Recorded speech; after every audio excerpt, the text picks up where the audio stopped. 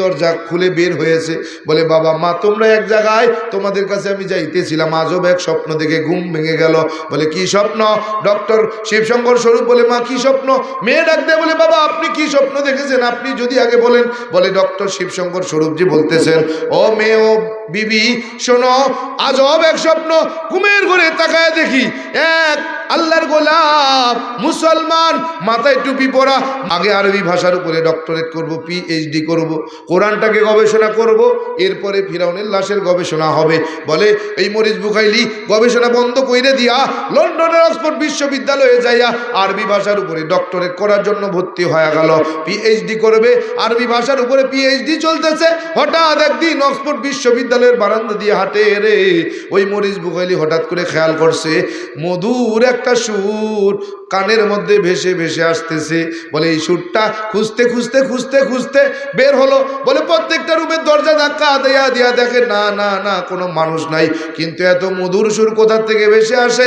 এইভাবে ধাক্কাতে ধাক্কাতে হঠাৎ করে একটা রুমের ভিতরে তাকায়া দেখে একটা যুবক সন্তান, মাথায় টুপি পরা, মুখে লম্বা দাড়ি, পরনে লম্বা জামা, হাতের মধ্যে একটা বই নিয়ে কি মধুর সুরে পড়তেছে।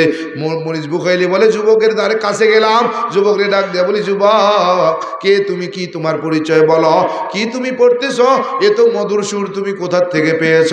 যুবক বলতেছে আগন্তুক আপনি কে, আপনাকে চিনি না, আপনাকে জানি না, আমি মুসলমানের সন্তান, আমি হাফেজে কোরআন, আমি আল্লাহ পাকের কোরআন পড়তেছিলাম। বলে এত সুন্দর সুর তুমি কোথায় পেইলা? বলে এই সুরটা দুনিয়ার কোনো সিনেমায় পাওয়া যায় না, যাত্রা প্যান্ডেলে হয় না, কোনো সঙ্গীত শিল্পীর কাছ থেকেও পাওয়া যায় না, এই সুরটা আল্লাহ তাআলা পাঠিয়েছে জান্নাত থেকে।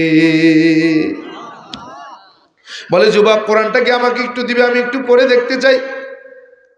বলে আগন্তুক শুনেন না, জানেন না, লা ইয়ামাসু ইল্লা মুতাহহারুন, লা ইয়ামাসু ইল্লাল মুতাহহারুন, বলে এটা অপবিত্র অবস্থায় ধরা যায় না, পড়া যায় না।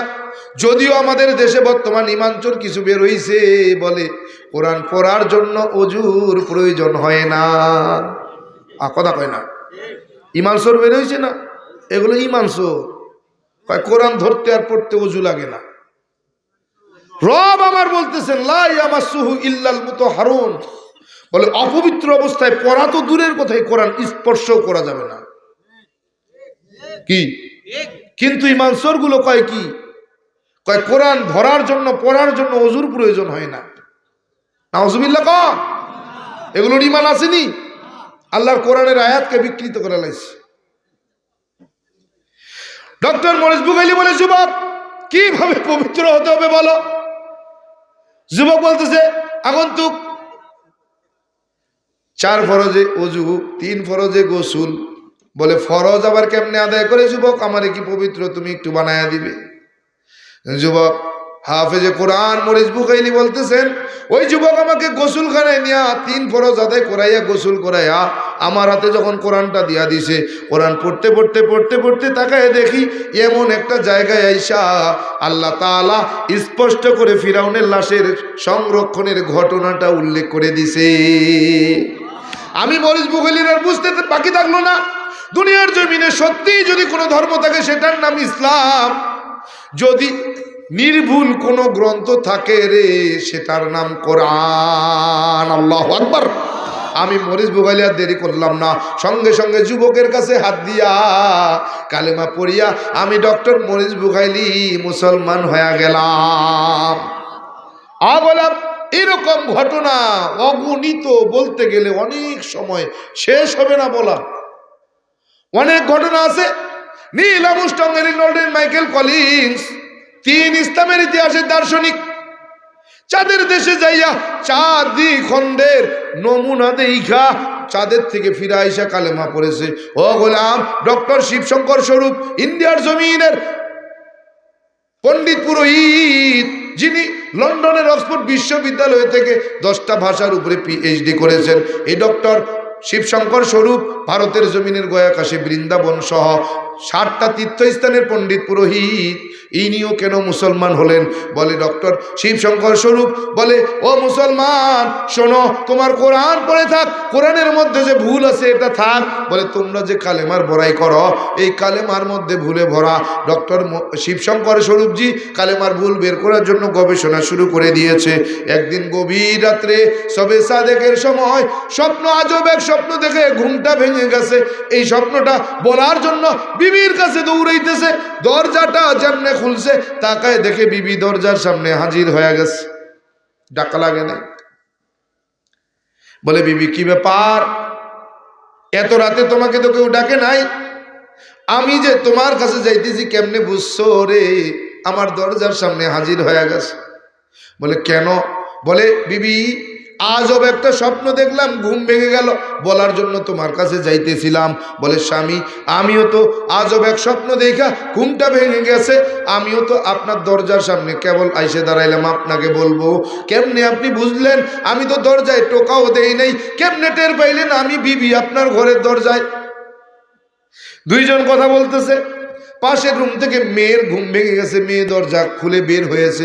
বলে বাবা মা তোমরা এক জায়গায়, তোমাদের কাছে আমি যাইতেছিলাম, আজব এক স্বপ্ন দেখে ঘুম ভেঙে গেল। বলে কি স্বপ্ন? ডক্টর শিবশঙ্কর স্বরূপ বলে, মা কি স্বপ্ন? মেয়ে ডাক দেয়, বলে বাবা আপনি কি স্বপ্ন দেখেছেন, আপনি যদি আগে বলেন। বলে ডক্টর শিবশঙ্কর স্বরূপজি বলতেছেন, ও মেয়ে, ও বিবি শোনো, আজব এক স্বপ্ন, ঘুমের ঘরে তাকায় দেখি এক আল্লাহর গোলাপ মুসলমান, মাথায় টুপি পরা, মুখে কোকড়ানো কোকড়ানো কালো মিসমিসে লম্বা লম্বা দাড়ি, সাদা ধবধবে লম্বা একটা জামা পরা, আমারে ডাক দিয়ে কয়, ও শিবশঙ্কর স্বরূপ, স্বর্গে যদি যেতে চাও, নাজাত যদি পাইতে চাও, যেই কালেমার ভুল বের করতে চাও, সেই কালেমা পড়ে মুসলমান হয়ে যাও। বিবি বলতেছে স্বামী একই স্বপ্ন আমিও দেখেছি। মেয়ে বলতেছে বাবা একই স্বপ্ন আমি দেখেছি। বলে এত আজীব স্বপ্ন তিনজন একই সঙ্গে দেখার কথা না, চলো চলো আর দেরি করা যাবে না, কোন মুসলমান মৌলবীর কাছে যাইয়া আমরা তিনজন মিলা কালেমা পড়ে মুসলমান হয়ে যাই। ডক্টর শিবশঙ্কর স্বরূপজিও মুসলমান হয়ে গেল। ও গোলাম, এরকম বড় বড় পণ্ডিত পুরোহিতদের ঘটনা বলতে গেলে অনেক সময় লাগবে। এরে গোলাম, আমি কেন মুসলমান হইলাম? বাবা আমাকে বড় আশা নিয়া, বড় ভরসা নিয়া আমার মতো গুনাহগারকে সংস্কৃত বিশ্ববিদ্যালয়ে ভর্তি করে দিলেন পণ্ডিত বানাবার জন্য। সংস্কৃত বিশ্ববিদ্যালয়ে ভর্তি করে দিয়া বলতেছে বাবা বড় আশা নিয়ে তোমার পণ্ডিত হওয়ার জন্য পণ্ডিত এই সংস্কৃত বিশ্ববিদ্যালয়ে ভর্তি করে দিলাম। বাবা আমার স্বপ্ন যেন বৃথা না যায়, ও বাবা বংশের সুনাম যেন হয়, কলঙ্ক যেন না হয়। বললাম ঠিক আছে, আপনি আশীর্বাদ করেন। বলে বাবা চলে গেল, আমাকে সংস্কৃত বিশ্ববিদ্যালয়ে ভর্তি করে দিল। কিছুদিন যাওয়ার পরে বাবা মায়ের সঙ্গে সাক্ষাতের জন্য বাড়িতে গেলাম। বাবারে যায় কইতেছি বাবা একটা আশ্চর্যের বিষয়। বলে কি আশ্চর্যের বিষয় বলো? বললাম বাবা মুসলমানরা কত বড় বোকা, কত বড় মূর্খ, আমরা কত বড় ভালো, কত বড় চালাক। বলে কেন? বললাম বাবা আমরা 12 মাসে 13 জন খোদা, 33 কোটি দেব দেবী, তুলসীর গাছের তলায় 64 কোটি ভগবান, দেখা দেখা সিজদা দেই, কিন্তু মুসলমান এমন বোকা, এমন মূর্খ রে, তারা তাদের আল্লাহকে দেখে না কিন্তু আল্লাহর কদমে সিজদা করে। বাবা কয় সত্যি তো, তুই বড় জ্ঞানী হবি, বোঝা যায়, তুই বড় জ্ঞানী হবি, এটা বোঝা যায়, আশ করা যায়। তুই আমার ভবিষ্যৎ বংশের উজ্জ্বল নক্ষত্র, তুই আমার বংশের সুনাম খ্যাতি অর্জন করবি, এটা বোঝা যায়। আমি বললাম বাবা আপনি আমাকে আশীর্বাদ করেন, ভগবান যেন আমার জ্ঞানী বানায়। ভাই আশীর্বাদ করে দিলাম, যা ভগবান তোর অনেক বড় জ্ঞানী বানাক। আজকের সেই জ্ঞানীর পরিচয় আল্লাহ তাআলা এমন জ্ঞানী বানায়া দিছেন। পাণ্ডিত্য শেষ কইরা বাবার কাছে যখন ফিরা গেলাম, বাবার কাছে যাই কই বাবা আপনি আমাকে জ্ঞানী হওয়ার আশীর্বাদ করেছেন, আজকে আমি পাণ্ডিত্য শেষ করলাম। বাবা কয় বাবা কয় খুব ভালো হইল। মানে ওই বুঝেন তো, এখন তো সব ওই রকম বেরোয় যায়, আগে তো আর ওইরকম বেরোইতো না। কইতে কইতে ওই যে অভ্যাস হয়ে গেছে, শকর আদায় শকর আদায় শকর আদায়। বাবার কাছে বলতেছি বাবা আপনার আশীর্বাদ কবুল হয়ে গেছে। বাবা কয় কি রে? বললাম বাবা ওই যে শুরুতে আপনাকে একটা কথা বলেছিলাম স্মরণ আছে? বলে কি কথা রে? বললাম বাবা মুসলমান বড় বোকা, আমরা বড় ভালো। বলে হ্যাঁ। কি হয়েছে? বললাম বাবা আপনি কি বেদ মানেন? বলে হ্যাঁ। বেদ বিশ্বাস করেন? বলে হ্যাঁ। বেদের শ্লোক বিশ্বাস করেন? বলে হ্যাঁ। বেদের শ্লোক মানেন? বলে হ্যাঁ। বললাম বাবা বেদ যদি সত্য হয় তাইলে মুসলমান সত্য, আমরা মিথ্যা। বাবা কয় মানে কি? তুই না বড় জ্ঞানী হইছ, হঠাৎ করে সুর পাল্টাই গেল কে? আমি কই বাবা যদি বেদের শ্লোক সত্য হয় তাইলে আমরা মিথ্যা, মুসলমান সত্য। বলে কেন?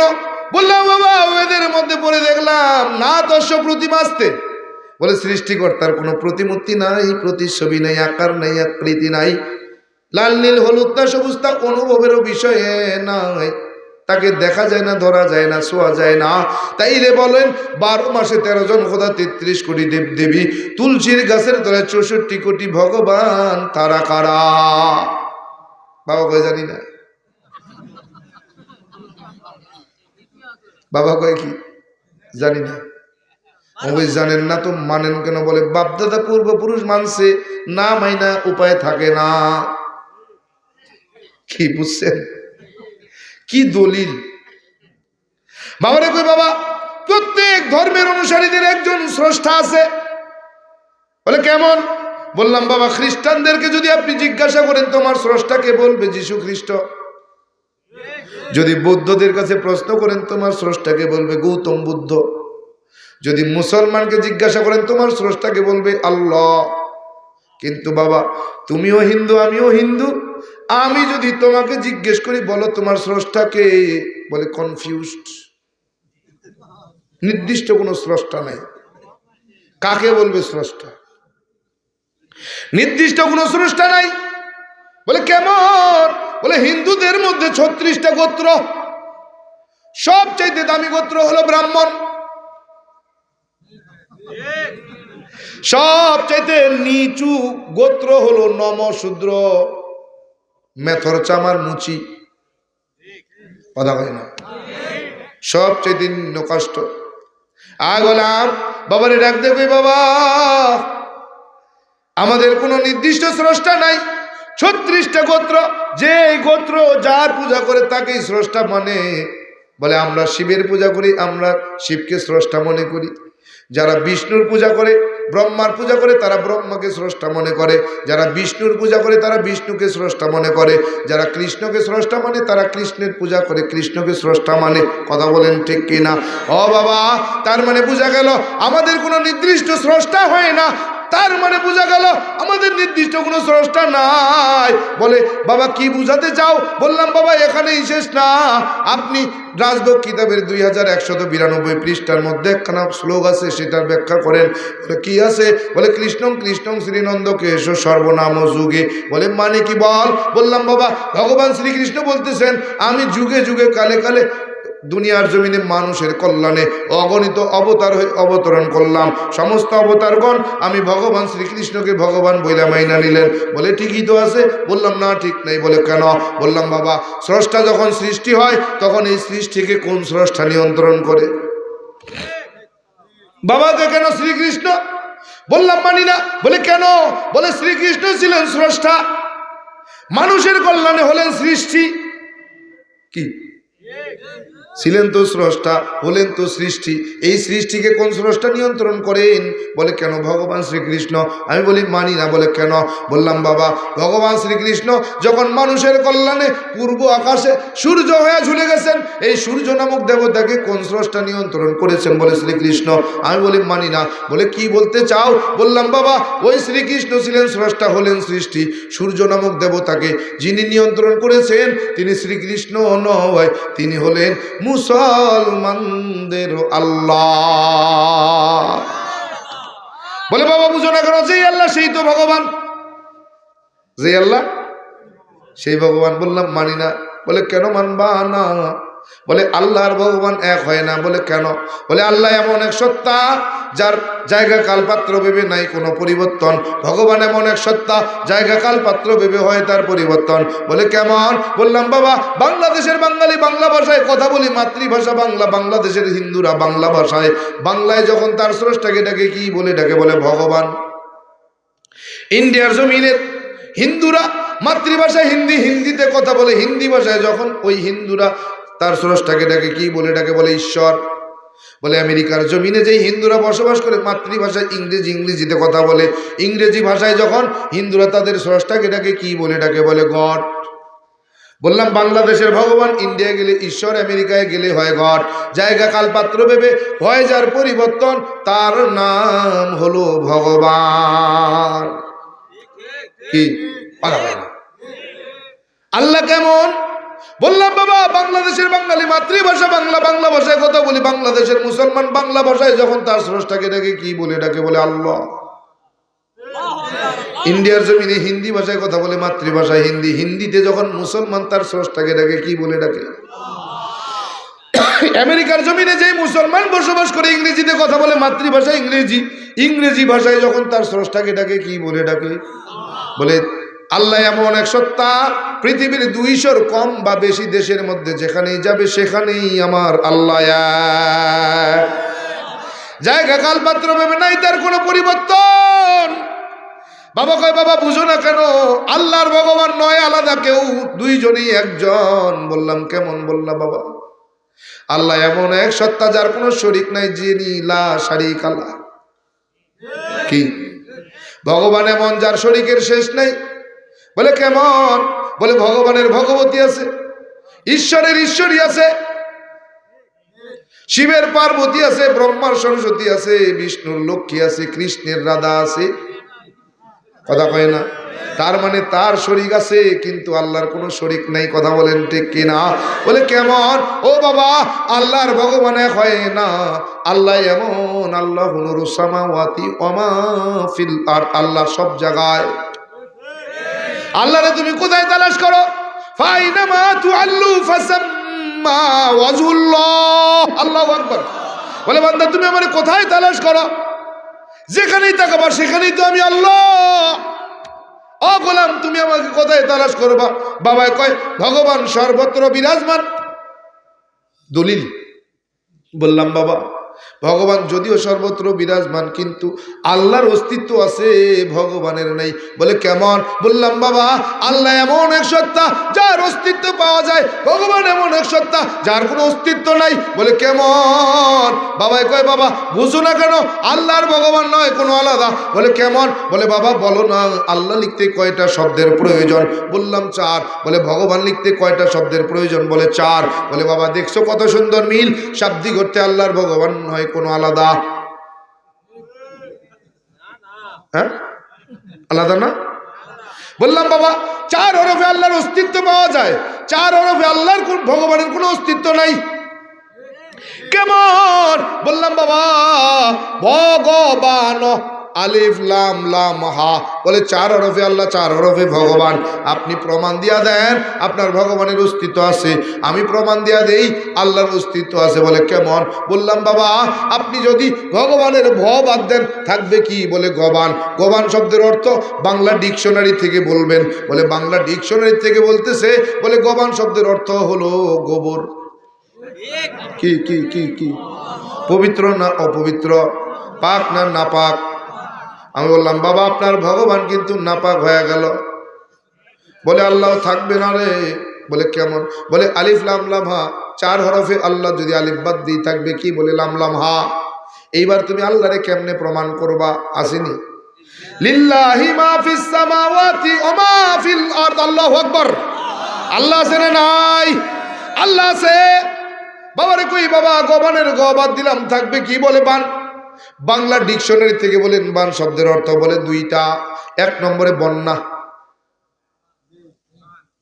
আমাদের এদিকে বন্যা হলে কি কয়? বান হইছে বান। কি ঠিক না? বলে 1 নম্বরে বন্যা, 2 নম্বরে গাভীর ওলান। কি গাভীর বাট বা বান, ঠিক কিনা? বলে 2 নম্বরে গাভীর ওলান। বললাম বাবা আপনার ভগবান কিন্তু গাভীর ওলান। বলে আল্লাহ থাকবে না। বলে কেমন? বলে আলিফ বাদ দিছি, এবার যদি লাম বাদ দিই থাকবে কি? বলে লামহা। এইবার তুমি আল্লাহরে কেমনে প্রমাণ করবা? লাহু মা ফিস সামাওয়াতি ওয়া মা ফিল আরদ। আল্লাহু আকবার। আল্লাহ আছে না নাই? বাবারে কই বাবা পানের যদি ব বাদ দিই থাকবে কি? বলে ন। বাংলা ডিকশনারি থেকে বলে ন শব্দের অর্থ বলে 2টা। 1 নম্বরে আমাদের গ্রামের ভাষায় যখন আমরা গণনা করি, গণনা 5 6 7 8 9 10। 1 নম্বরে গণনার নয়, 2 নম্বরে নাই। বাবারে কইলাম বাবা ভগবানের কোনো অস্তিত্ব নাই, কিন্তু আল্লাহ এমন এক সত্তা যার অস্তিত্ব সব জায়গায়। বলে কেমন? বলে লামের লাম বাদ দিছে আছে কি? বলে হা। এইবার তুমি আল্লাহরে কেমনে প্রমাণ করবা? আসেনি আমার আল্লাহ? ওয়াল্লাহুল্লাযী লা ইলাহা ইল্লাহু। আল্লাহু আকবার। আল্লাহ আছে না নাই? বাবা কই কি বুঝাতে চাও খোকা? বললাম বাবা শুধু এখানেই শেষ না, আসেন সামনে বাড়ি। বলে কোথায় কোথায়? বলে বাবা সৃষ্টিকর্তা কয়জন? কয়জন? তার প্রমাণ কি আপনার জানা আছে? বাবা কয় না। বলে একমই বা দ্বিতীয়ম। বলে সৃষ্টিকর্তা এক অদ্বিতীয়, একময় মম অদ্বৈতম। বলে আমি সৃষ্টিকর্তা কারো মুখাপেক্ষী নই, বরং সমস্ত সৃষ্টি জগৎ আমার মুখাপেক্ষী। একম ব্রহ্মা দৈত্য নাস্তি নহিনা নাস্তি কিঞ্চন। আমি সৃষ্টিকর্তা, খাই না ঘুমাই না, স্ত্রীও নাই সন্তানও নাই, জন্ম দেই নাই, জন্মগ্রহণও আমি সৃষ্টিকর্তা করি নাই।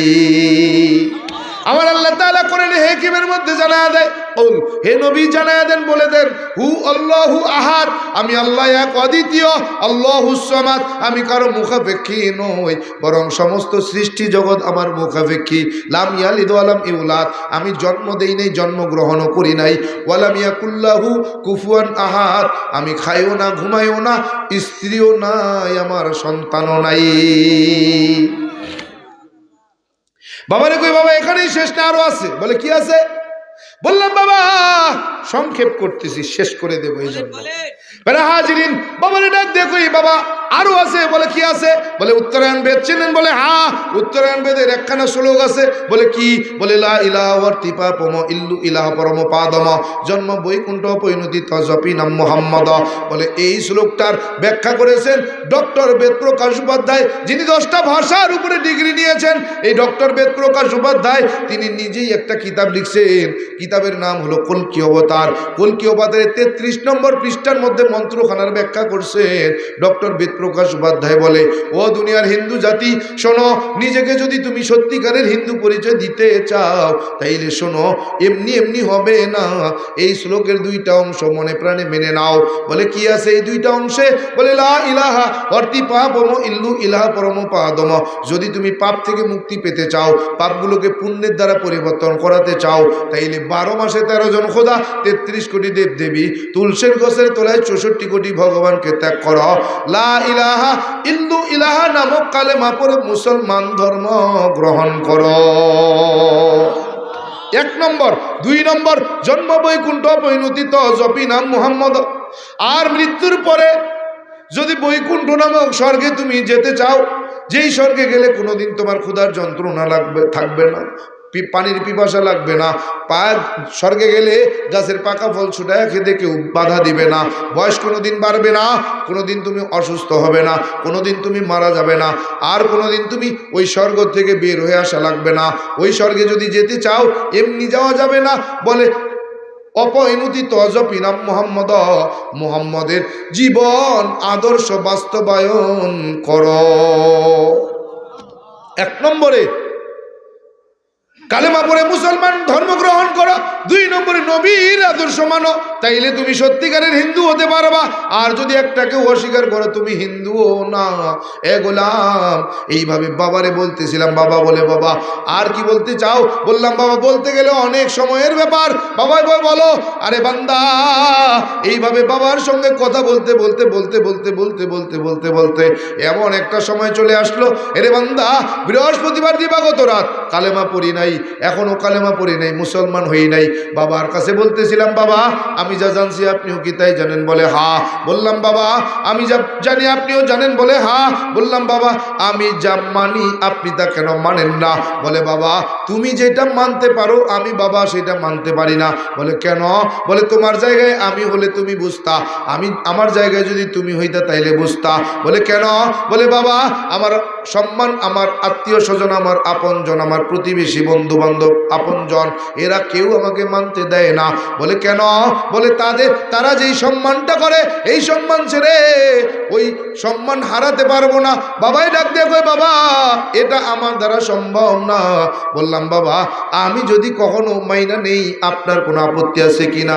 বলে বাবা কি বুঝাতে চাও? বললাম বাবা এইটাই শুধু না, বলে ওই হিন্দু ধর্মগ্রন্থের মধ্যে আরো কিছু তথ্য আছে। বলে কি?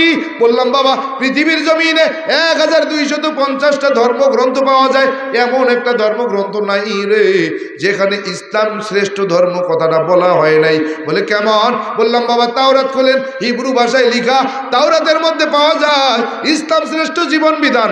আপনি জবুর খোলেন, জবুরের মধ্যে পাওয়া যায় ইসলাম শ্রেষ্ঠ জীবন বিধান। আপনি ইঞ্জিল খোলেন, ইঞ্জিলের মধ্যে পাওয়া যায় ইসলাম শ্রেষ্ঠ জীবন বিধান। আপনি কোরআন খোলেন, কোরআনের মধ্যে পাওয়া যায় ইন্নাদ্দীনা ইনদাল্লাহিল ইসলাম।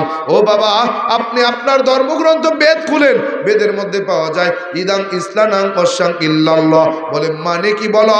বললাম বাবা ইদাং শব্দের অর্থ দিন বা জীবন বিধান, ইসলানাং শব্দের অর্থ ইসলাম, অশাং শব্দের অর্থ পছন্দ করা বা মনোনীত হওয়া, ইল্লাল্লাহ হলো সৃষ্টিকর্তা। এক কথায় সৃষ্টিকর্তার পছন্দ করা জীবন বিধানের নাম কিন্তু ইসলাম। এগোলাম বাবার কাছে বলতেছি বাবা আমি যদি মাইনে নিই আপনার কোনো আপত্তি আছে কিনা? বলে বাবা মুসলমান হতে চাও? বলে হ্যাঁ। বলে কি দেখছো মুসলমান হওয়ার ভিতরে? বললাম বাবা রসুলের আদর্শ এত সুন্দর গো, আমার নবীজির আদর্শ এত সুন্দর, না জানি আমার নবীজি কত সুন্দর। বলে বাবা নবীর আদর্শ তুমি কোথায় পাইছো? বলে কিতাবের ভিতরে। বলে বাবা কিতাবের ভিতরে যে আদর্শ তুমি পাও বাস্তবে মুসলমানের মধ্যে সেই আদর্শ তুমি পাইবা না। কি বিশ্বাস হয়? হয়? যদি আমার রসুলের আদর্শ প্রত্যেক মুসলমানের ভিতরে পাওয়া যায় তো বলেন এই ইসলাম নিয়ে এত ভাগাভাগি হইতো? সবাই মনে করে আমারটাই সঠিক, কিন্তু কেউ তারা এক হবে না। অথচ যত ইসলামী দলই থাকুক, যত মুসলমান থাকি না কেন, আমি আওয়ামী লীগ করি, বিএনপি করি, জামাতি করি, জাসদ করি, বাসদ করি, জাতীয় পার্টি করি, চরমনাই যাই, জামাত ইসলাম করি, যা করি না কেন, আমরা মুসলমান হিসেবে আমাদের ধর্ম কি? আমাদের ধর্ম কি? ধর্ম এক, কোরআন, নবী, কাবা, মদিনা সব এক, কিন্তু ভাগ। যে যেটাকে পছন্দ করে তার সেটাই বড়, আর কিচ্ছু না, সব বাতিল, আমি একাই হক। কথা কন না কেন? আমি ছাড়া সব বাতিল, আমার দলকে হাইলাইট করাই লাগবে।